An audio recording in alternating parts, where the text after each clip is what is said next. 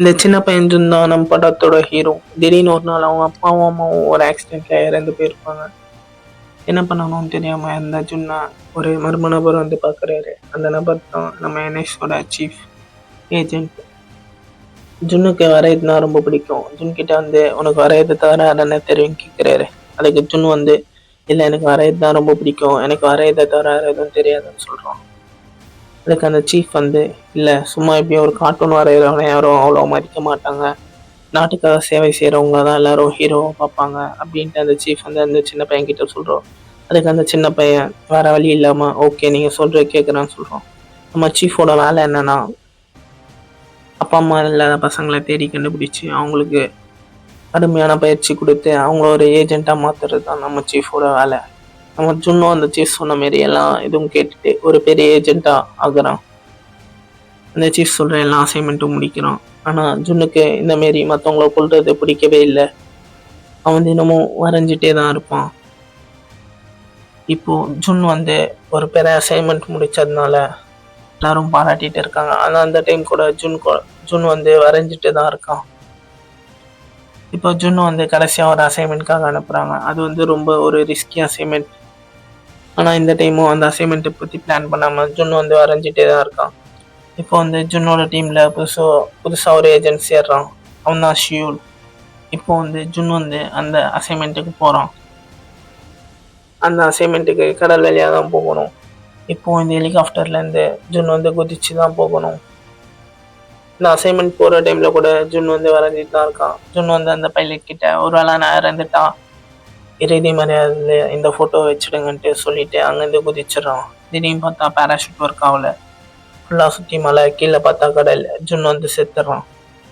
அவன் லாஸ்டா வரைஞ்ச அவனோட போட்டோ ஜுன்னுக்கு வந்து இறுதி மரியாதை செத்துறாங்க. ஜுன்னோட உடம்பு வந்து கிடைக்கல.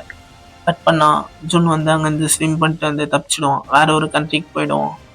ஜுனுக்கு ஏன்னா ஸ்டார்டிங்ல இருந்து இந்த வேலை பிடிக்காது. இனிமேலாவது ஒரு புது லைஃப் வாழணும்ட்டு ஜுன் வந்து அங்கேருந்து தப்பிச்சு வந்துடுவான். வேற ஒரு கண்ட்ரியில இருக்கான். ஜுன்னுக்கு இப்போ கல்யாணம் ஆயிடுச்சு. அவனுக்கு ஒரு பொண்ணும் இருக்கு. ஜுன் இப்போ ஒரு வெப்டூன் ஆர்டிஸ்ட். கார்ட்டூன் வரைஞ்சி ஒரு சேனலுக்கு கொடுப்போம். சிம்லரா காமிக் மாரி தான் இருக்கும். ஆனா அவன் வரைகிற கார்ட்டூன் எதுவுமே ஹிட்டே ஆக மாட்டேங்குது. அவன் ஒய்ஃபும் டெய்லியும் ஜுன்னை திட்டிகிட்டே தான் இருக்காங்க. ஒழுங்கா அந்த வேல்யூ பக்கத்தில் நேற்று பில் கட்ட சொன்னா அது கூட கட்டல. அதுக்கு ஜுன்னும் இல்லை இன்னைக்கு ஒரு நாள்ல மறந்துட்டேன், இனிமே கட்டிடுறேன் அப்படின்னு சொல்றான். இன்னைக்கா கரெக்டா எல்லாம் பில்லையும் கட்டிடுங்க அப்படின்ட்டு ஜுன்னோட ஒய்ஃப் அவன்கிட்ட கோபமா சொல்லிட்டு வேலைக்கு கிளம்பி போறாங்க. அவனோட பொண்ணுக்கு ஸ்கூல் டைம் ஆகுதுன்ட்டு அவனோட பொண்ணை வந்து எழுப்புறான். அவனோட பொண்ணும் ஜுன்னு கிட்ட அப்போ அவங்களுக்கு எந்த வேலையும் தெரியாதா, நீங்க வரைகிற கார்ட்டூனும் ஹிட் ஆக மாட்டேங்குது, திரும்ப என் கார்ட்டூனே வரைஞ்சிட்டு இருக்கீங்க அப்படி கேட்குறான். அதுக்கு ஜுன் வந்து இல்லம்மா ஒரு நாள் கண்டிப்பா ஹிட் ஆகும், எனக்கு இந்த கார்ட்டூன்னா ரொம்ப பிடிக்கும் அப்படின்னு ஜுன் வந்து அவனோட பொண்ணுக்கிட்ட வந்து சொல்றான். ஜுன் வந்து இன்னைக்கு புதுசாக ஒரு வெப்டூன் வரைஞ்சிருப்பான். அதை வந்து அப்லோட் பண்ணியிருப்பான். அதை பார்த்துட்டு எல்லாரும் கேவலமாக கமெண்ட் பண்ணிட்டு இருப்பாங்க, இதெல்லாம் ஒரு கார்ட்டூனும், இதெல்லாம் வரையதுக்கு சும்மாவே இருக்கலாம், இவெல்லாம் ஒரு ஆர்டிஸ்டே இல்லை சும்மா சுற்றிட்டு இருக்கான் அப்படின்ட்டு எல்லாரும் அதை பார்த்து கமெண்ட் பண்ணிகிட்டே இருப்பாங்க. அதெல்லாம் பார்த்து ஜுன் இல்லை ஏன் அந்த ஆர்டிஸ்ட்டை திட்டுறீங்கன்ட்டு அவனே கமெண்ட் பண்ணுவான். உடனே எல்லாரும் டேய் நீ தான் அதை வந்துச்சான்ட்டு திரும்ப அவனை திட்டிட்டு இருப்பாங்க. இப்போ பார்த்தீங்கன்னா அந்த எடிட்டர் வந்து ஜுன்னுக்கு வந்து கால் பண்ணுறாரு. டேய் நீ வரைகிற வெப்டூன்லாம் ஏதோ ஹிட்டே ஆக மாட்டேது, இனிமேலும் வந்து இங்கே வரைஞ்சி வெப்டூன்லாம் கொடுக்காத, அதே செஞ்சு ஃபோனை வச்சுருங்க கட் பண்ணிடுறேன். அதுக்கு ஜுன் வந்து கடைசியாக ஒரு சான்ஸ் கொடுங்க, இன்னைக்கு நான் வரைகிற வெப்டூன் வந்து ஹிட் ஆகும், ப்ளீஸ் என் பேச்சு கேளுங்கன்னு சொல்கிறேன். கட் பண்ணா ஜுன் வந்து ஒரு இடத்துல கொத்தனாரா வேலை பார்த்துட்டு இருக்காரு. ஆனால் இது அவரோட ஃபேமிலிக்கு தெரியாது. ஃப்ரீ டைமில் வந்து ஜுன் வந்து இங்கே வந்து வேலை பார்ப்பாரு. அந்த சூப்பர்வைசரும் ஜுன் கிட்ட வந்து டே நீ எல்லாம் வேலையே பார்க்க மாட்டேங்கிற, சும்மா ஒப்பேடிச்சுட்டு இருக்க, இதுக்கு தாளம் வந்து என் உயிரை வாங்குறன்ட்டு ஜுன் மூஞ்சிலேயே துப்பிட்டு போயிடுறாரு. வீட்டில் வந்து ஜுன் சோகமாக குடிச்சிட்டு இருக்கான். எந்த வேலையும் செட் ஆக மாட்டேங்குது, கார்ட்டூனும் ஹிட் ஆக மாட்டேன்ட்டு சோகமாக குடிச்சிட்டு இருக்கான். இந்த டைமில் ஜுன் வந்து யூடியூப் ஓப்பன் பண்ணி பார்க்குறான். எல்லாரும் வந்து கேவலமாக கமெண்ட் பண்ணி வச்சுருப்பாங்க. எல்லாம் ஒரு வெப்டூனே இல்லை, வேஸ்ட்டு நீ அப்படிலாம் கமெண்ட் பண்ணி வச்சுருப்பாங்க. அதெல்லாம் பார்த்து டென்ஷனான ஜுன் இருங்க நான் யாருன்னு காமிக்கிறேன்ட்டு அவன் கடைசியாக பண்ண ஒரு அசைன்மெண்ட்டை வந்து வெப்டூனை வந்து வரைஞ்சி வைப்பான். ஆனால் வரைஞ்சி வச்சுட்டு போதையில் அப்லோட் பண்ண மாட்டான். இதை அப்லோட் பண்ணக்கூடாது, சும்மா நம்ம வரையணுன்ட்டு வரைஞ்சி வச்சுட்டு அப்லோட் பண்ண மாட்டான். ஜுன் வந்து போதையில் அவனை எப்படிலாம் பயிற்சி பண்ணாங்க, அவனை எப்படிலாம் கூப்பிட்டு போயிட்டு ஒரு ஏஜென்ட் ட்ரை பண்ணாரு, இதை ஒரு வெப்டூனை வரைஞ்சி வச்சுருப்பான். ஆனால் அப்லோட் பண்ண மாட்டான், தூங்கிடுவான். காலேஜ் பார்த்தா அவன் ஒய்ஃப் வந்து அவன்கிட்ட பேசுகிறாங்க, ரொம்ப சந்தோஷமாக பேசுகிறாங்க, அவனுக்கு பிடிச்ச எல்லாம் சமைச்சு வச்சுருக்கான். இவன் என்ன இது நம்ம ஒய்ஃபா, இது எவ்வளோ ஆச்சரியமாக இருக்குது, நம்மக்கிட்ட ஜாலியாக பேசிட்டு இருக்கான், அதுவும் இல்லாமல் நம்ம பிடிச்சதெல்லாம் சமைச்செல்லாம் வச்சுருக்கான், ஆச்சரியமாக பார்த்துட்டு இருக்கான்.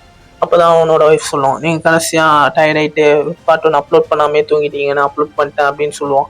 உடனே ஷாக் ஆகிடுவான். அதே யாரை கேட்டு அப்லோட் பண்ண, எனக்கு கேட்டு இருக்கணும்ல அப்படின்னு டென்ஷன் ஆகிட்டு உடனே எடிட்டரை பார்க்க போவான். இந்த எடிட்டரையோ, நீ வந்து வெப்டூன்லேயே இது மட்டும் தான் நல்லா இருக்கு, போ இனிமேல் வெப்டூன் வர இந்த மாரி வர, நீ எவ்வளோ காசு கேட்குறியோ தரேன் அப்படின்னு சொல்லுவோம். ஒன்றும் சார் ப்ளீஸ் சார் அதை டெலீட் பண்ணுங்க அப்படின்னு கெஞ்சுவோம். ஆனால் அந்த எடிட்டர் அதெல்லாம் பண்ண முடியாது, போன்னு சொல்லிடுவோம். உடனே வந்து சோகமாக அவன் பொண்ணை ஸ்கூல்லேருந்து கூட்டிகிட்டு வர போவான். அங்கே அவன் பொண்ணோட ஃப்ரெண்டோட அப்பா வந்து ஒரு ஆஃபீஸராக இருப்பார். அவன் பொண்ணு வந்து அந்த ஆஃபீஸரை பார்த்து சோகமாக ஃபீல் பண்ணும், நம்ம அப்பாவும் தான் எப்படி இருக்காரு அப்படின்னு நினச்சி. இவன் அதை பார்த்துட்டு அவன் பொண்ணை கூப்பிடாம வீட்டுக்கு வந்துடுவான். வீட்டுக்கு வரும்போது ஃபுல்லாக மழையாக இருக்கும். வீட்டெல்லாம் கொஞ்சம் க்ளீன் பண்ணிட்டு அப்போ தான் அவன் பொண்ணோட டைரி வந்து அவனுக்கு கிடைக்கிது. அந்த டைரியை படித்து பார்க்கும்போது தான் தெரியும் அவன் பொண்ணு வந்து எவ்வளோ லோவாக ஃபீல் பண்ணுறான், காசு இல்லைன்ட்டு எவ்வளோ கஷ்டப்படுறான்னு இவனுக்கு தெரியுது. அவன் பொண்ணு அவங்ககிட்ட காசு இல்லாத அவங்க கஷ்டத்தை வச்சு ஒரு சாங் எழுதியிருப்போம். அதை பார்த்து இவன் ரொம்பவும் ஃபீல் பண்ணுறான். இவன் யோசிக்கிறான், இனிமேல் நம்ம வெப்டூன் வந்து நல்லா சமைக்கிறான். அது செம்ம பயங்கரமாக ஹிட் ஆகுது. இன்னொரு பக்கம் இவன் வரைஞ்ச வெப்டூனை பார்த்து என்ஐஎஸ் ஏஜென்ட்ஸ் வந்து யார் இந்த வெப்டூன் வரைகிறான், இந்த இஷ்யூலாம் இவங்களுக்கு எப்படி தெரியும்ன்ட்டு அவங்க வந்து விசாரிக்கிறாங்க. ஒரு டீம் வந்து சென்ட் பண்ணுறாங்க. இவன் தான் ஷியோல், நம்ம ஜூன் டீமில் கடைசியாக சேர்ந்த ஏஜென்ட். நம்ம என்ஐஎஸ் டைரக்டர் வந்து இந்த இன்ஃபர்மேஷன்லாம் எப்படி லீக் ஆச்சு, இந்த ப்ராஜெக்டில் யாரும் வேலை பார்த்தான்னு கேட்குறான். இல்லை ஜூன் தான் கடைசியாக அந்த ப்ராஜெக்டில் வேலை பார்த்தான், அவன் செத்துட்டான், அவன் எப்படி லீக் பண்ண முடியும் சொல்கிறான் சீஃப். ஆனால் அதை நம்பாத டைரக்டர் வந்து இல்லை ஜூன் தான் லீக் பண்ணியிருப்பான், அவனோட உடம்பு தான் கிடைக்கலையே, அப்புறம் எப்படி அவன் செத்துட்டான் நீங்கள் சொல்கிறீங்கன்ட்டு என்ஐஎஸ் டைரக்டர் வந்து சீஃப் கிட்ட கேட்குறாரு. உடனே அந்த எடிட்டர் ஆஃபீஸ் போன ஷியோல் கேங் வந்து எடிட்டர் கிட்ட கேட்குறான், இவனை பார்த்துருக்கேன்ட்டு ஜுன்னோட ஃபோட்டோ காமிச்சு கேட்குறாங்க. அதுக்கு எடிட்டர் வந்து இவன் ஜுன்லாம் இல்லை, இவன் பேர் வந்து கிம் தான், அந்த வெப்டூன் ஆர்டிஸ்ட் தான், இவன் ஆஃபீஸர்லாம் இல்லை அப்படின்னு சொல்கிறான். ஒழுங்காக இவன் இருக்க இடத்த சொல்றியா இல்லை உன் கையை உடச்சிவான் கேட்குறாங்க. உடனே எடிட்டர் வந்து ஜுன்னுக்கு வந்து கால் பண்ணுறாரு. உடனே அந்த காலை ட்ரேஸ் பண்ணி வந்த ஷியோல் கேங் வந்து ஜுன்னு வந்து அட்டாக் பண்ண ட்ரை பண்ணுறாங்க. அட்டாக் பண்ணிட்டு அரெஸ்ட் பண்ணிட்டு போகலான்னு ட்ரை பண்ணுறாங்க. அவங்களெல்லாம் அடிச்சு போட்டு ஜுன்னு வந்து வீட்டுக்கு வந்துடுறான். வீட்டுக்கு வந்துட்டு உடனே எப்படியா ஊரை விட்டு கிளம்பணுன்ட்டு அவன் ஒய்ஃபை கால் பண்ணுறான். உடனே நம்ம இந்த கண்ட்ரி விட்டு கிளம்பணும்னா ஒரு ஏஜென்ட் அப்படின்னு சொல்கிறான். அவன் ஒய்ஃப் அதை கேட்டு உடனே காலையே குடிச்சிட்டு வளராதிங்க, ஃபோனை கட் பண்ணுங்கன்னு கட் பண்ணிடுறான். அதுக்குள்ளே அந்த ஷியோலும் ஆஃபீஸர்ஸும் அவனை பிடிச்சிடறாங்க. குடிச்சிட்டு கூட்டிகிட்டு போயிட்டு, ஏன் இந்த மாதிரி ஸ்பை வேலை பார்த்த நாட்டுக்கு, ஏன் மற்றவங்க கூட சேர்ந்து இந்த இன்ஃபர்மேஷன்லாம் லீக் பண்ண அப்படின்னு கேட்குறான். அதுக்கு ஜுன் வந்து நான் இந்த இன்ஃபர்மேஷனும் லீக் பண்ணல, எனக்கு இந்த வேலை பிடிக்கல, நான் வந்து ஒரு ஃபேமிலி லைஃப்பை லீவ் பண்ணணும்னு நினைக்கிறேன், அதனால தான் ஓடி போயிட்டேன், நான் செத்த மாரி நாடகம் மாதிரி ஓடி போயிட்டேன்னு சொல்கிறான். ஆனால் சீஃபும் டைரக்டரும் அதை நம்ப மாட்டேங்கிறாங்க. இன்னொரு பக்கம் பார்த்தா நம்ம ஜேசன் கேங்கும் எடிட்டர் ஆஃபீஸ் போயிட்டு எடிட்டரை மிரட்டி ஜுன்னோட டீட்டெயில்ஸ் வாங்குறாங்க. ஜேசன் கேங் யாருன்னா ஜூன் கடைசியாக பண்ண ஆப்ரேஷனில் ஜேசன் கேங்கும் ஒன்று தான். ஜேசன் கேங்கும் ஒன்று. அதில் ஜேசன் மட்டும் பொழைச்சிட்டு இருப்பான். ஜேசன் மட்டும் கொல்லும் போது அவன் கடலில் குதிச்சுட்டு தப்பிச்சுட்டு இருப்பான். ஜேசன் கேங் ஜுன்னோட டீட்டெயில்ஸ் வாங்கி ஜுன்னோட ஒய்ஃப் வந்து கடத்திடுறாங்க. இப்போ ஜுன்னோட ஒய்ஃபோட ஃபோன்லேருந்து ஜுன்னுக்கு வந்து கால் பண்ணுறாங்க. கால் அட்டன் பண்ணி பேசின ஜேசன் சொல்கிறான், ஒழுங்கா சீஃப் வந்து என்கிட்ட கூப்பிட்டு வந்து கூட, இல்லைன்னா நான் வந்து உன் ஒய்ஃபை கொண்டு வருவான்னு சொல்கிறான். ஜுன்னும் என்ன பண்ணுறான்னா, நீ சீஃபை கூட்டிகிட்டு வா, ஷியோல் கிட்ட நீ சீஃபை கூட்டிகிட்டு வா, நான் தான் இந்த எல்லாம் தப்பையும் பண்ணேன்னு ஒத்துக்கிறேன்ட்டு சொல்கிறான். உடனே ஷியோல் வந்து சீஃபை போய் கூட்டிகிட்டு வரான். இன்னொன்னே சீஃப் கிட்ட இருந்து சீஃப் அடிச்சுட்டு துப்பாக்கி பிடிங்க சீஃப் தலையில் வச்சுட்டு இங்கேருந்து என்ன போக விடுங்க, இல்லைன்னா நான் சீஃபை கொண்டுருவேன் அப்படின்னு சொல்கிறான். அதை கேட்டு என்ஐஎஸ் டைரக்டர் மற்ற எல்லா ஆஃபீஸரும் அவனை போக விடுறாங்க. உடனே அங்கேருந்து சீஃபை கூட்டிகிட்டு அவன் கிளம்பிடுறான். சீஃப் ஜேசன் என்கிட்ட பிடிச்சாதான் அவன் பொண்டாட்டி காப்பாற்ற முடியும், அவன் கிளம்பிடுறான். என்ஐஎஸ் டைரக்டர் வந்து பின்னாடி நிறைய ஆஃபீஸர்ஸ் அனுப்புகிறாங்க அவனை எப்படியா பிடிச்சிட்டாங்கன்ட்டு. ஒரு வழியில் அந்த ஆஃபீஸர் எல்லாம் அவன் அடித்து போட்டு கிளம்பிடுறான். உடனே ஜேசன் கேங் என்ன பண்ணுறாங்க, அவனுக்கு பிடிக்க அந்த ஆஃபீஸரை ஜேசன் கேங்கில் இருக்க ஒருத்தன் கொண்டு வரான். என்ஐஎஸ் டைரக்டர் என்ன பண்ணுறாரு, இல்லை இதையும் இவங்களும் அவன் தான் கொண்டு இருப்பான் அப்படின்னு சொல்கிறாரு. உடனே எங்கள் ஜேசன் கேங்லேருந்து ஒருத்தன் வந்து தான் அவங்கள கொண்டாங்க கண்டுபிடிச்சிட்டு, அப்போ இவன் வந்து ஜேசன் கேங்காக வேலை பார்க்குறான் அப்படின்ட்டு என்ஐஎஸ் டைரக்டர் வந்து அவன் மேலே வெளியே போகிறாரு. உடனே நம்ம போலீஸ் ஆஃபீஸர் டீம் அங்கே வந்து ஜுன்னோட பொண்ணை கூட்டிகிட்டு வராங்க. சார் அவன் பொண்ணை கண்டுபிடிச்சிட்டோம், பொண்ணை கூட்டிட்டு வந்தோம்னு சொல்றாங்க. ஜுன் வந்து சீஃபை கூட்டிட்டு ஜேசன் கிட்ட ஒப்படைக்க போறான். அந்த டைம்ல ஆஃபீஸருக்கு ஒரு கால் வருது, சீஃப்க்கு ஒரு கால் வருது. சீஃபோட ஃபோன்ல யாருன்னு பார்த்தா என்ஐஎஸ் டைரக்டர்.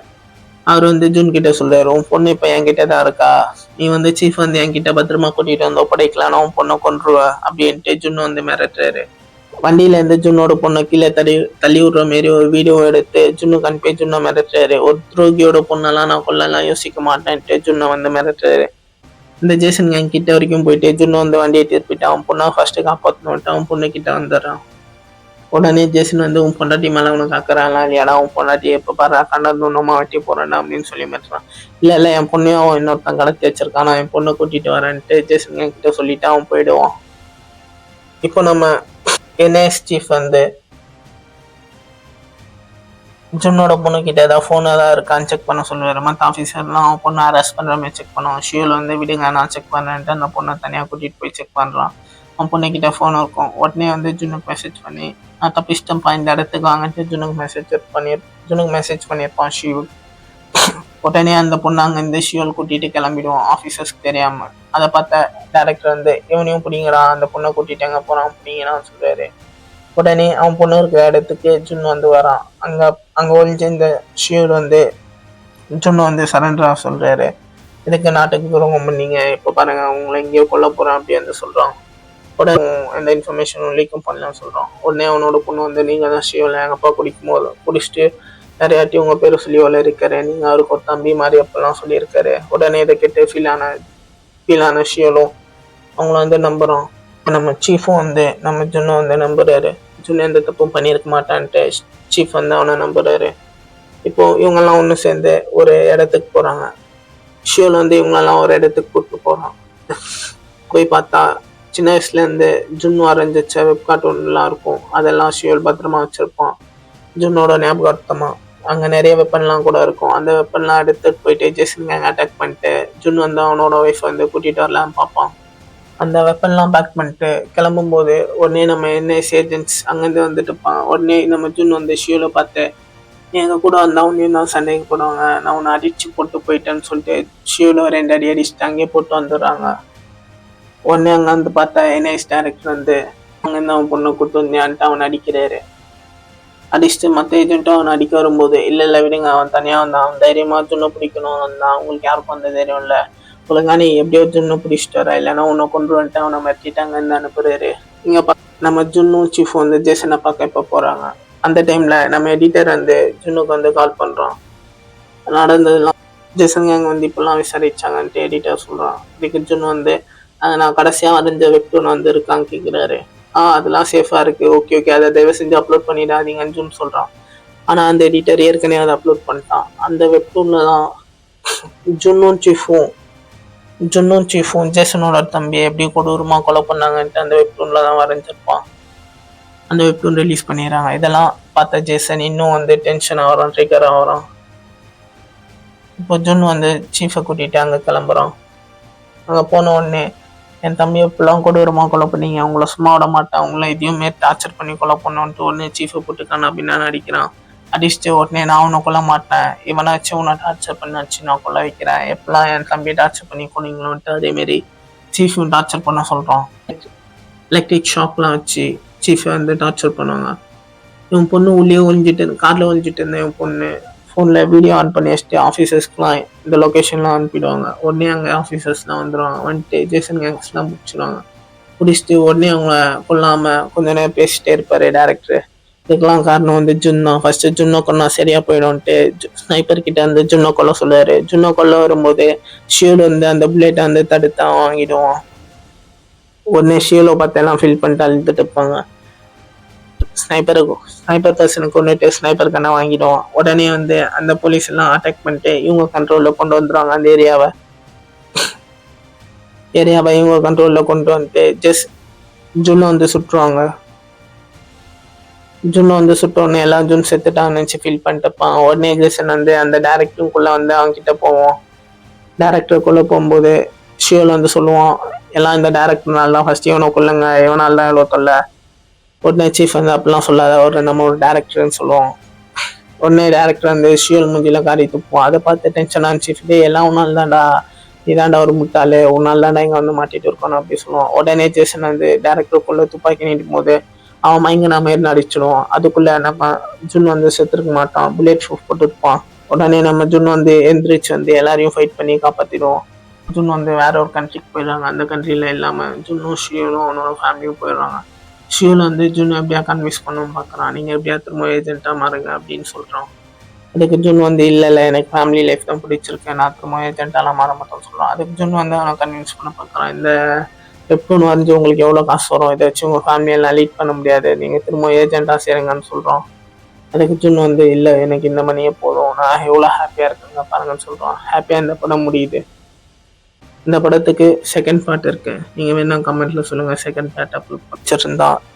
இந்த வீடியோ உங்களுக்கு பிடிச்சிருந்தா நம்ம சேனலை சப்ஸ்கிரைப் பண்ணுங்கள், லைக் பண்ணுங்கள்.